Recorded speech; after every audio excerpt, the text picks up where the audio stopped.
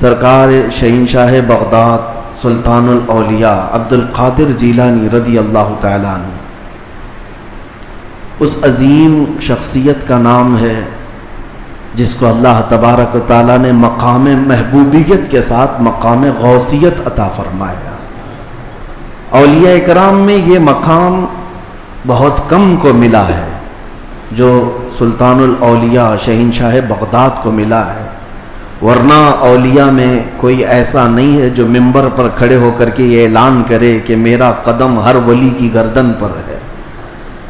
اعلیٰ حضرت امام اہل سنت فاضل بریلوی فرماتے ہیں جس کی منبر بنی گردن اولیاء اس قدم کی کرامت پہ لاکھوں سلام، جو ولی قبل ہوئے یا بعد ہوئے یا ہوں گے سب ادب دل میں رکھتے ہیں میرے آقا تیرا۔ غوث پاک رضی اللہ تعالیٰ عنہ کو اولیاء کرام میں ایسا ہی مقام حاصل ہے کہ جیسے سورج کو ستاروں پر مقام حاصل ہے۔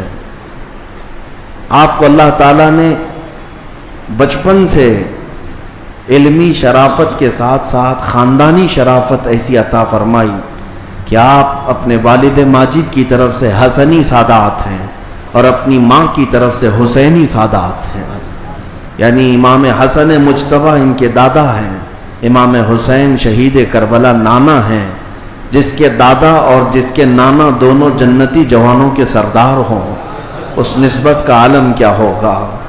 میرے عزیزو، گھر کے اندر سادات کے ہاں جو پرورش کا معمول ہوا کرتا تھا، اسی سے اندازہ کر لیں آپ کی ولادت 29 شعبان کو ہوئی تھی اور چاند رات تھی، دوسرے دن کو رمضان شروع ہونے تھا اور چاند میں اختلاف ہو گیا جیلان میں۔ یہ جیلان ایران کا ایک علاقہ ہے، اس کو گیلان بھی کہتے ہیں، جہاں آپ کی پیدائش ہوئی۔ لوگوں کے دوران شک پیدا ہوا کہ چاند ہوا کہ نہیں ہوا۔ غوث پاک رضی اللہ تعالیٰ عنہ کی ماں فاطمہ ام الخیر جو نہایت ہی شریف خاتون ہیں سادات کی، آپ نے لوگوں سے کہا کہ رمضان ہو چکا ہے، اس لیے کہ سحری سے لے کر افطار تک میرے بچے نے دودھ کو منہ نہیں لگایا ہے۔ پورے جیلان میں یہ بات مشہور تھی کہ سادات کے گھر میں ایک ایسا بچہ پیدا ہوا ہے جو سحری سے لے کر کے افطار تک اپنے ماں کے دودھ کو تک نہیں پیتا۔ یہ ان ایام کی میں بات کر رہا ہوں کہ ابھی غوث پاک رضی اللہ تعالیٰ عنہ ایک دن کے تھے، یعنی پیدائشی طور پر۔ میں آپ کو یہ بتاؤں کہ آپ سب غوث پاک کو پیران پیر کہتے ہیں کہ نہیں، یعنی پیروں کا پیر ہے، اور روشن ضمیر کہتے ہیں، سارے سلسلے وہاں تک جا کر پہنچ جاتے ہیں تو فخر کرتے ہیں۔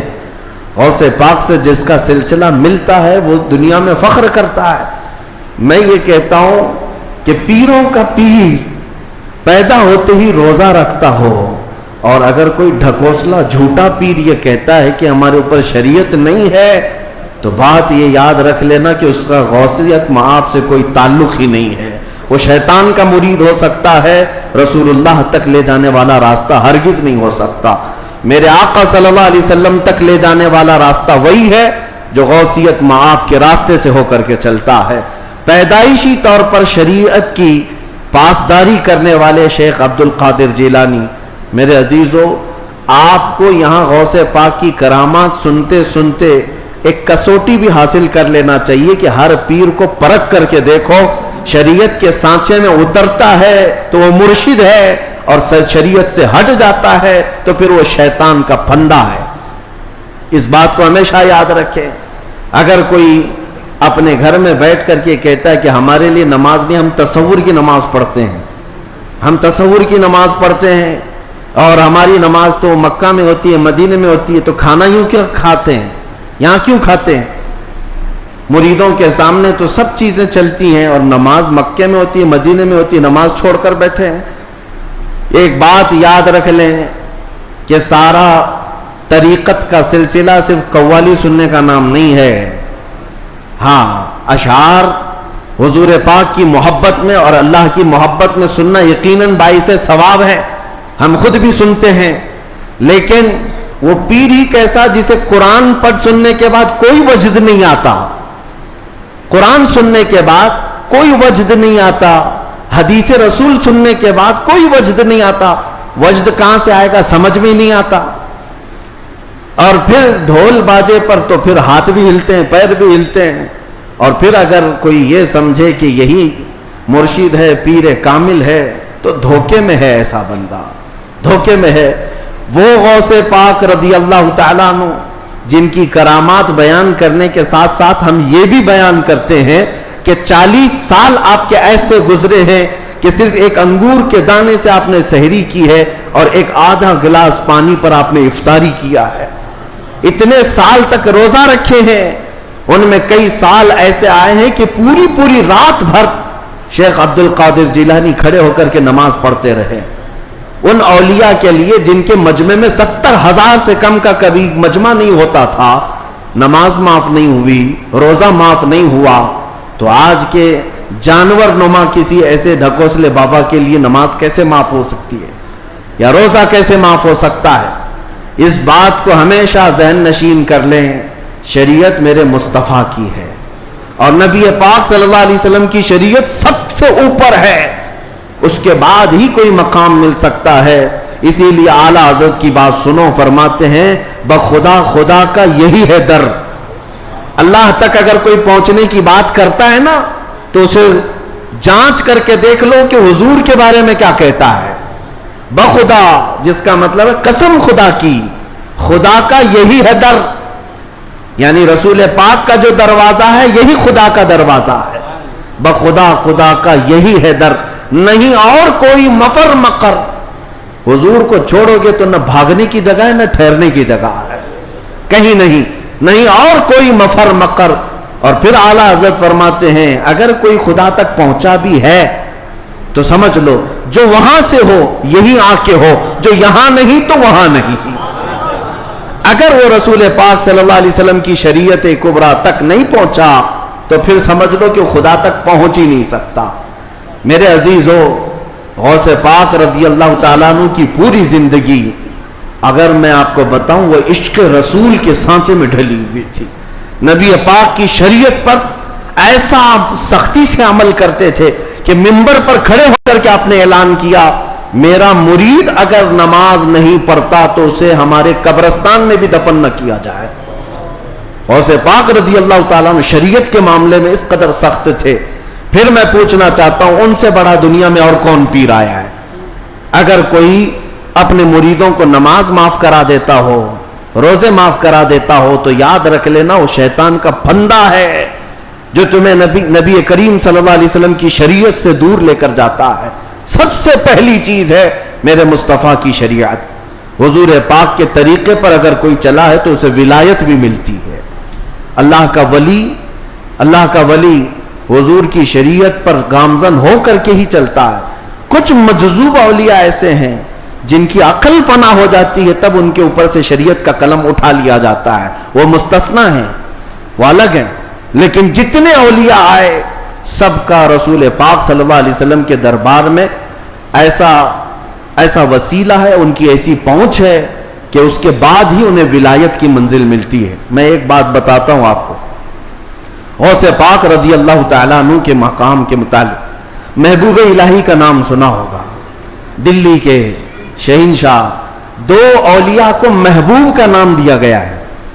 محبوب، ایک غوث پاک کو محبوب سبحانی اور حضرت نظام الدین اولیاء کو محبوب الہی۔ محبوب اسے کہتے ہیں جس سے اللہ محبت کرتا ہو۔ سارے اللہ سے محبت کرتے ہیں اور کچھ وہ ہیں جن سے اللہ محبت کرتا ہے، وہ محبوب ہیں۔ محبوب الہی کا درجہ بڑا ہے، ان کے بڑے گہرے مرید ایسے فنافی شیخ امیر خسرو کا جب بھی نام آتا ہے تو ایک پیر اور مرید کے درمیان کا گہرا تعلق بتایا جا سکتا ہے۔ لوگوں کو پڑھنا چاہیے، کس کو مرشد سمجھا جائے طریقت کے راستے میں اور کون پیر ہوتا ہے۔ امیر خسرو کو پڑھیں تو سمجھ میں آ جائے گی بات۔ امیر خسرو ایک بار پانی پت گئے ہوئے تھے۔ پانی پت میں اس وقت بو علی شاہ قلندر رحمت اللہ تعالی علیہ موجود تھے۔ یہ محبوب الہی کے ہم زمانہ ہیں، اسی زمانے کے۔ ان کی کرامات کا حال بھی بہت بڑا تھا. امیر خسرو ان کی محفل میں بیٹھے. جمعرات کو ایک بار ان کے ہاں محفل ہوتی تھی ابو علی شاہ قلندر کے ہاں. اور محفل میں ہوتا کیا تھا, جب ذکر کی محفل ہوتی اس کے بعد جتنے حاضرین ہوتے ابو علی شاہ قلندر سب سے کہتے اپنی اپنی آنکھیں بند کر لو. لوگ اپنی اپنی آنکھیں بند کرتے, وہ سیدھے رسول اللہ کا دیدار کراتے تھے. نبی پاک صلی اللہ علیہ وسلم سامنے بیٹھے ہوئے ہوتے اور ابو علی شاہ قلندر ان کے سامنے ہوا کرتے حضور کے. یہ ہر جمعرات کو ابو علی شاہ قلندر کی محفل میں ہوتا تھا. امیر خسرو مرید تھے محبوب الہی کے اور گئے تھے ابو علی شاہ قلندر کی محفل میں, اور جب دیدار کرائے تو امیر خسرو بھی خوش ہوئے کہ رسول پاک صلی اللہ علیہ وسلم کا دیدار ہوا مجلس میں.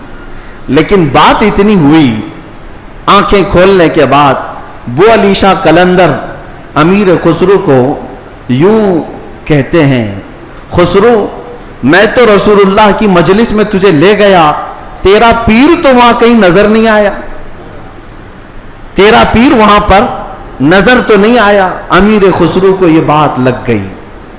میں میرا مرشد میرے پیر کا مقام بلند سمجھتا ہوں, لیکن حقیقی بات ہے کہ حضور کے دربار میں جب میں تصور میں حاضری دیا, محبوب یہ ابو علی شاہ قلندر بھی تھے اور بھی اولیاء تھے, لیکن میرے پیر تو نظر نہیں آئے.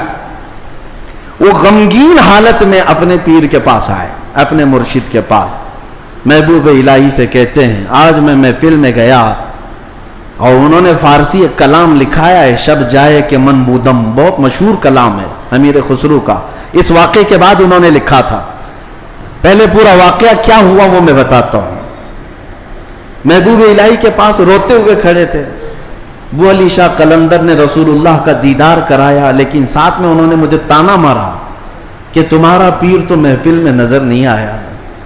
محبوب الہی نے کہا کہ پھر سے جاؤ محفل میں, پھر سے جاؤ محفل میں, ابو علی شاہ قلندر کے دیدار ہو رہا ہے اور اچھی بات ہے. کہا آپ نہیں ہیں اس محفل میں کیسے جاؤں. محبوب الہی نے تھپک کر کہا خسرو ابو علی شاہ قلندر سے مت پوچھنا, جب وہ دیدار کرائیں رسول اللہ کا تو خود رسول اللہ سے پوچھنا میرا پیر کہاں. اولیاء بہت سارے بیٹھے ہیں, محبوب الہی کہاں ہیں. تو میر خسرو گئے.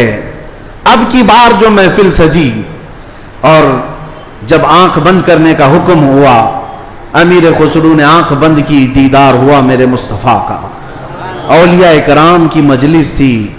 خسرو کہتے ہیں میں آگے بڑھا, نبی کونین صلی اللہ تعالی علیہ وسلم کے دربار میں دست بستہ عرض کیا یا رسول اللہ اولیاء کی محفل ہے, یہاں پر میرے مرشد نظام الدین اولیاء نظر نہیں آتے.